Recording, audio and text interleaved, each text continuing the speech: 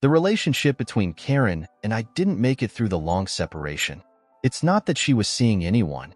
In fact, she was a very lonely woman in many respects.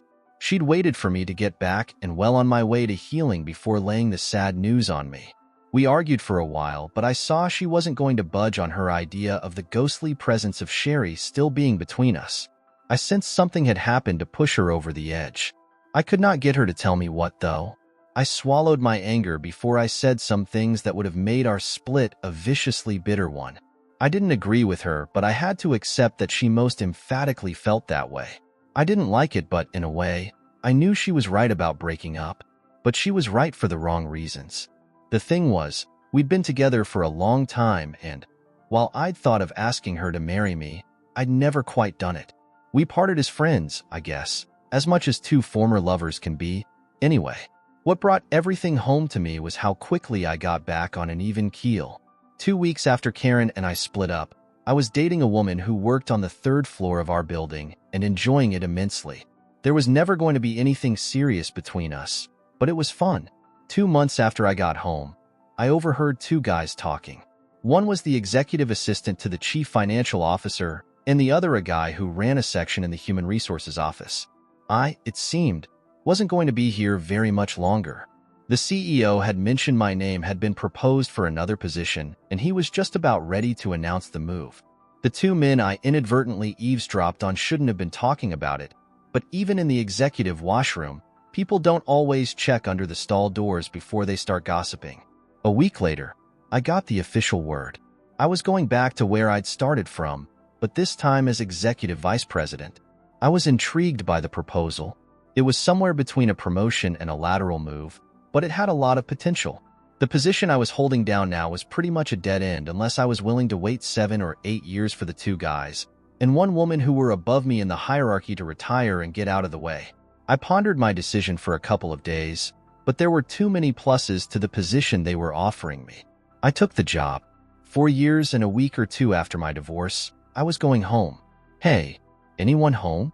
I was at Melissa and Cal's front door, banging on the screen door hard enough to rattle the windows. I was grinning for all I was worth. I hadn't seen my friends in a long, long time, and I was anxious to see them. I heard the rustle of movement behind the closed door before it was pulled open. Ron. I couldn't tell at first whether Melissa was happy to see me or not. She stood there, trembling like a leaf for a couple of seconds before pushing open the screen and leaping into my arms. Her arms wrapped themselves around my neck, and she started crying into my chest.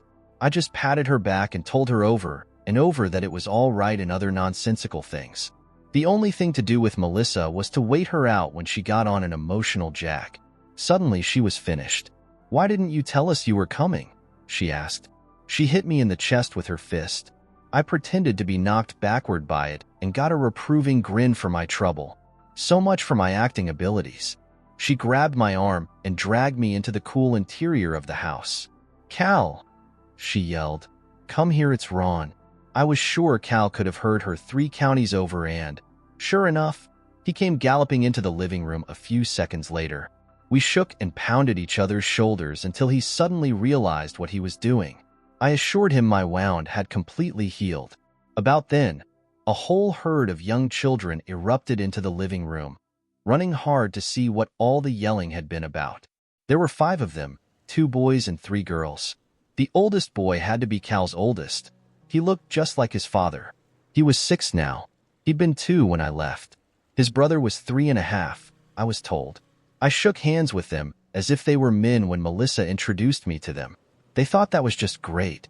The smallest girl was Melissa's youngest, her daughter Jeanette. Melissa tried to get the little tyke's thumb out of her mouth, but it wasn't coming out for love nor money.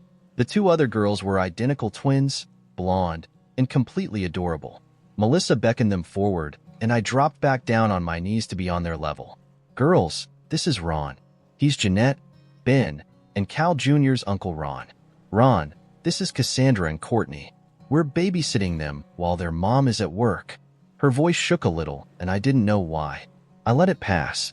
Melissa is a bundle of emotions ready to spark even at the most placid of times. I shook hands with each of the little girls solemnly.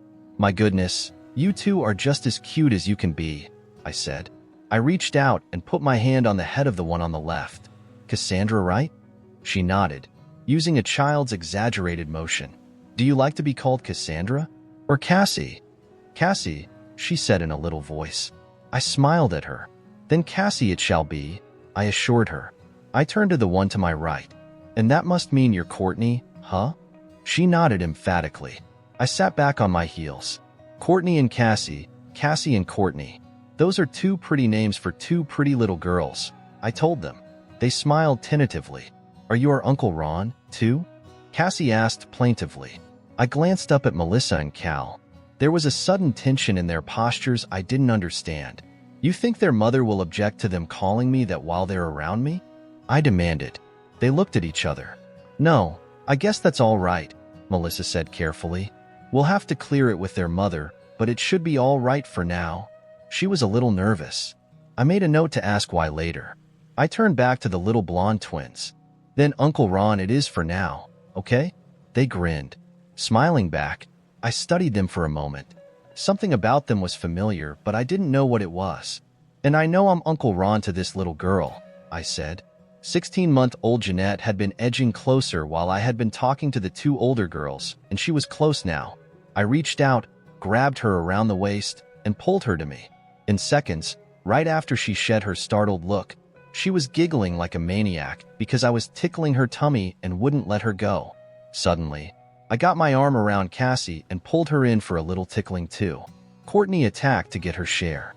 I just had to tickle her belly and ribs too. Shortly after that, the two boys jumped in the middle of everything, demanding some attention also. The living room was suddenly the scene of a free-for-all. Everyone was trying to tickle everyone else, but I got the best of that. I'm not ticklish and no amount of little fingers poking into my ribs was going to make me laugh. After a while, the twins took off screaming in fear, and Jeanette toddled off after them. The two boys tired of the game about the same time and sat on the floor, leaning against the couch while they caught their breath. I saw the girls peeking back from the doorway, but I didn't react. Phew, I said breathlessly. That was fun. I know a smile was threatening to split my face wide open. Both parents looked at me in stunned disbelief.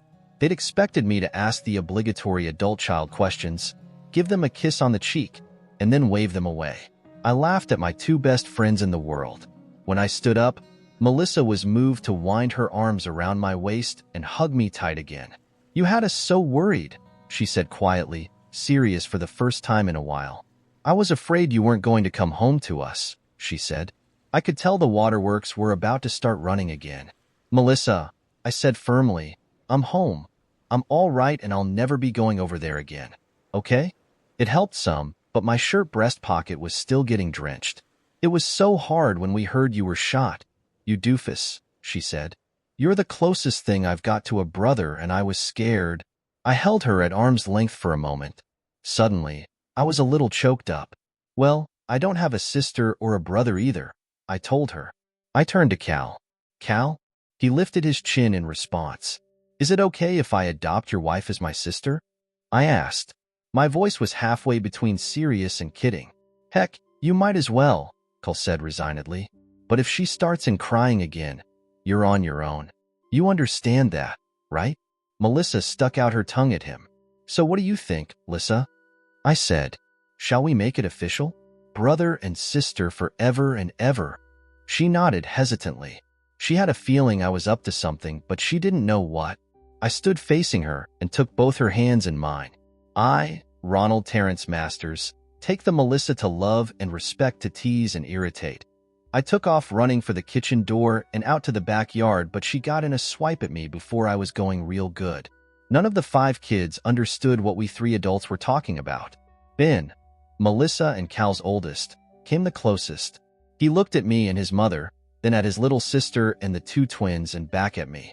Plainly, he was wondering why any self-respecting guy would ever want a sister he didn't absolutely have to accept.